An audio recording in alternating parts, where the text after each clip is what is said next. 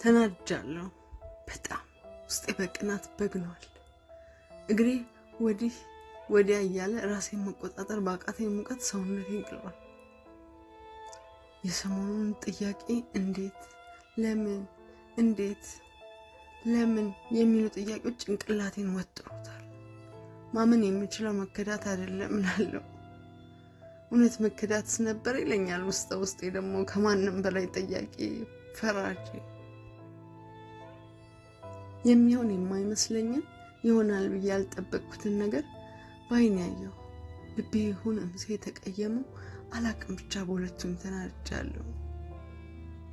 ከአንድ ወር በፊት ቅዳሜ ቀን ከስራ ከወጣን በኋላ እኔና ትቢ ጋዜቦ አደባባይ ጋር ያለ ባር ውስጥ ስንጠጣ መሸን።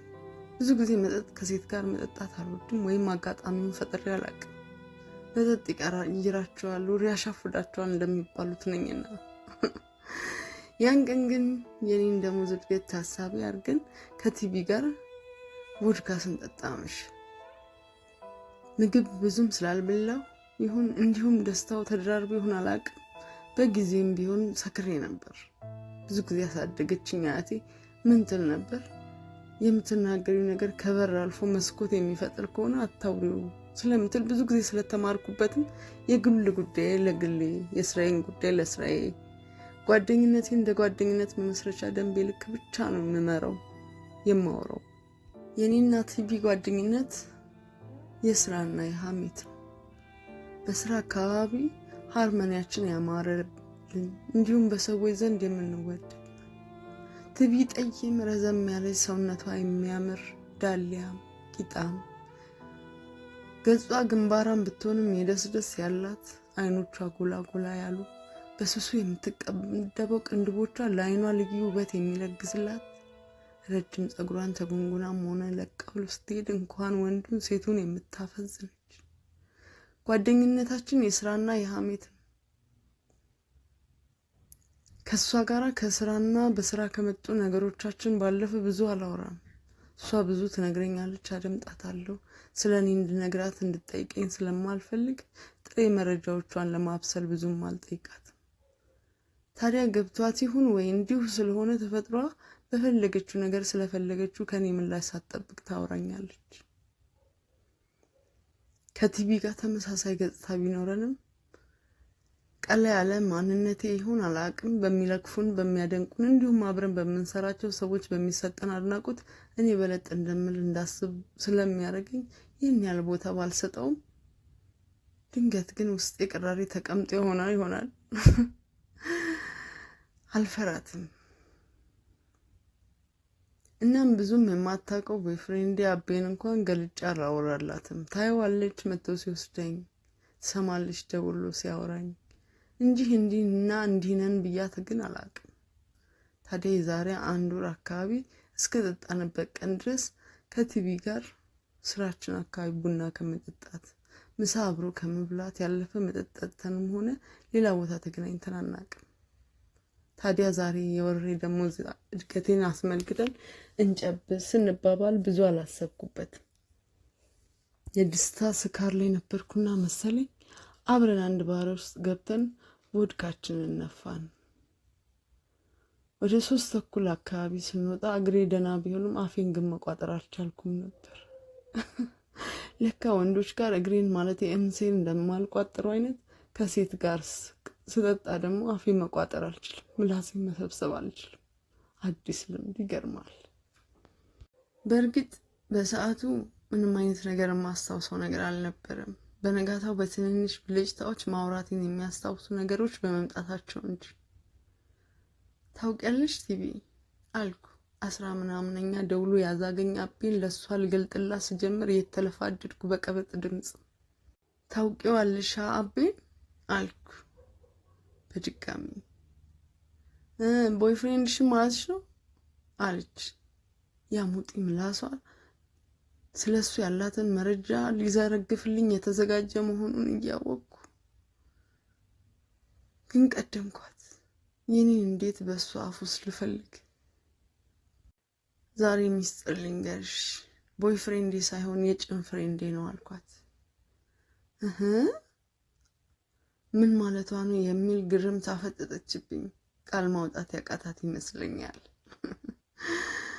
ማለቴማ እሱ ቦይፍሬንድ ነኝ ሲል ነው ብልም እሱ የጭን እንጂ ቦይፍሬንድ መሆን አይችልም። ለኔ የተለፋደድኩ መሆኑ ይሰማኛል፣ ግን ማቆም አልቻልኩም።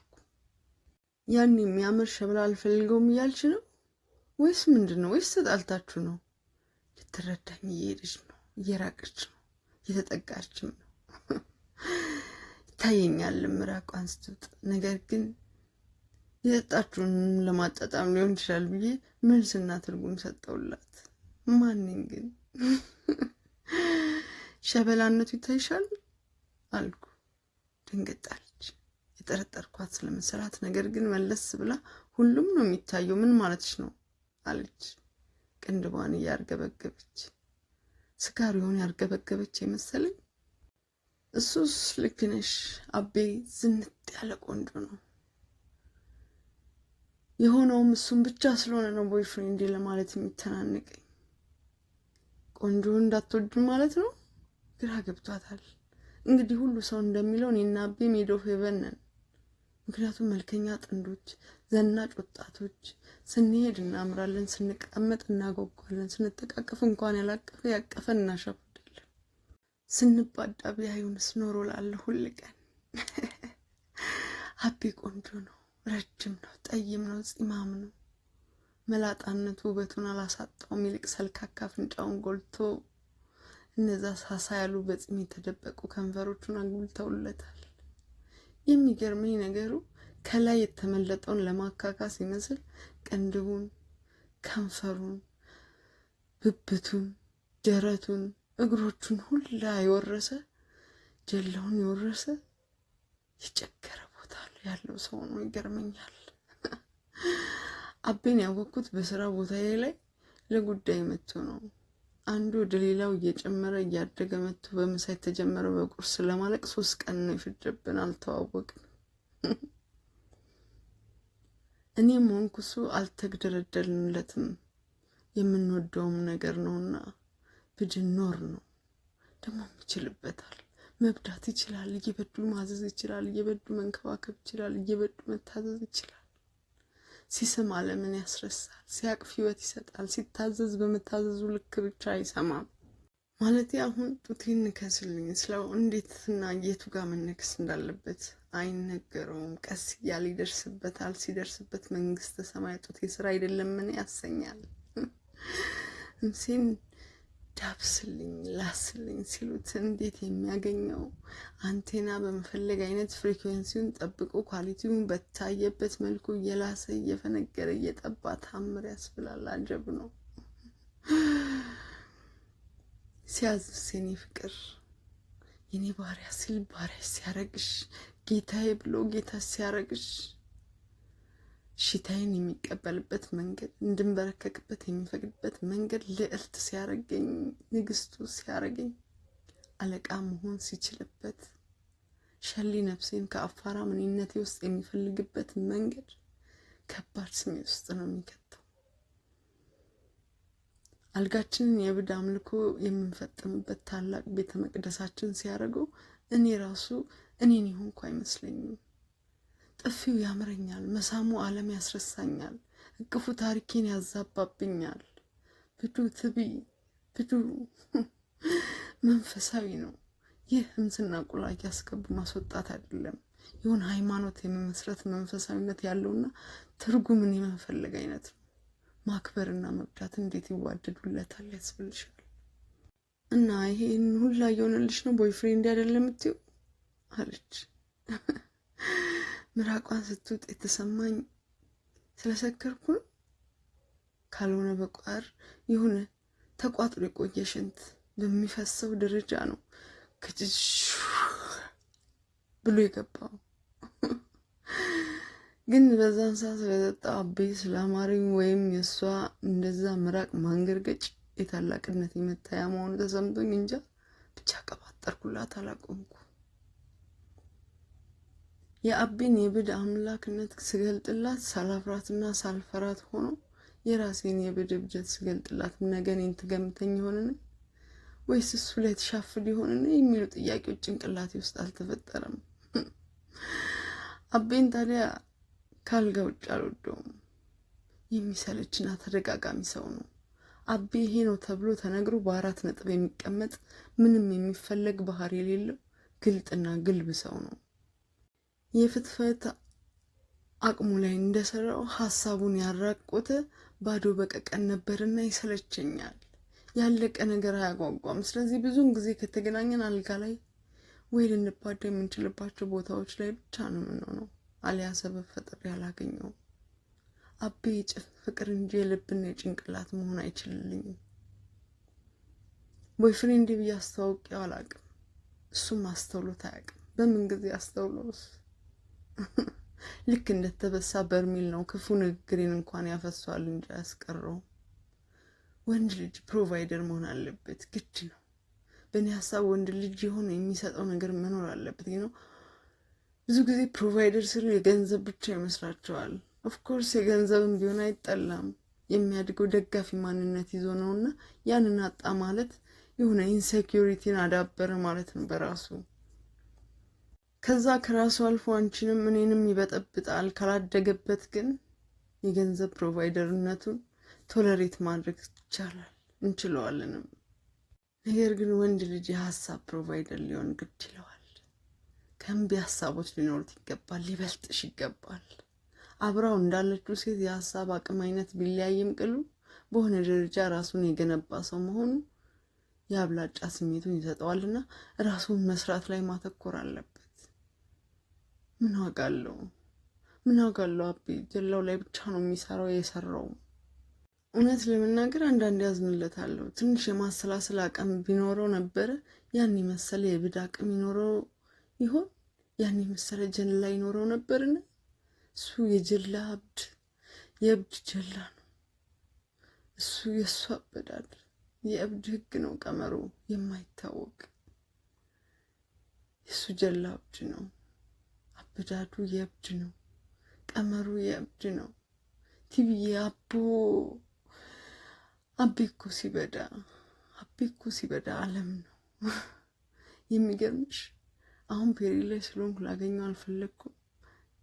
ስነግረው በቃ ምንም ሳናረግ አብረን እንሆን እያለ እየደወለ ነው። ከዛስ አግኝቼውስ ምን ልናውራ? እንዴት ልናሳልፍ? አሁንም እኮ አላቆም እየደወለ ነው።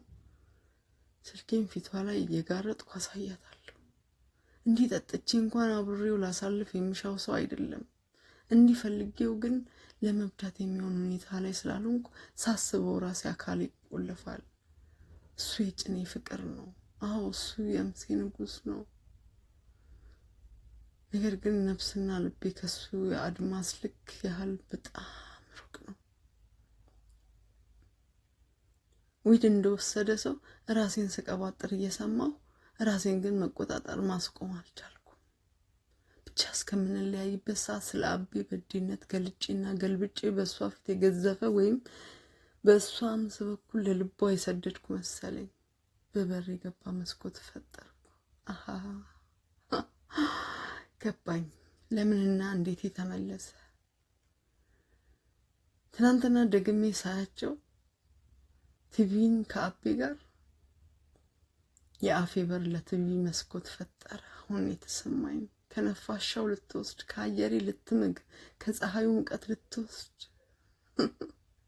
የከፈትኩላት የአቤን አቅም በሀሜቴ ውስጥ ለሚገባው ሰው እንደሰጠሁት ያወቅኩት አሁን ነው። ተረጋጋሁ። ቢያናደኝም ተነጋጋሁ፣ ብታናደኝም ተረጋጋሁ፣ አምሴ ብትቀናም ተረጋጋሁ። ምክንያቱም እኔ እንኪ ላልኳት ፍቅር ማለት የጀላም ሰዋን ለምን ትግደን? አንዳንድ መስጠት አንዳንድ የመቀማት ስሜት ቢፈጥርም ላካፍለው ባይገባኝ ባልቆላኝ። አቤ የኛ እንጂ እኔ ልለው የማልሻ መሆኑን ከብዙ እርምጃዎች የተረዳው ይመስለኛል። እናም ቺርስ ትቢና አቤ፣ ቺርስ እንደኔ ጀላችሁን ላበደላችሁ፣ ቺርስ እንደኔ ጀላችሁን ላስቀማችሁ፣ ቺርስ ለእናንተ ጀላችሁን ለሞሸራችሁ። ግን አቤና ቲቪ ለእኔ ያተርፉልኝ ይሆንን?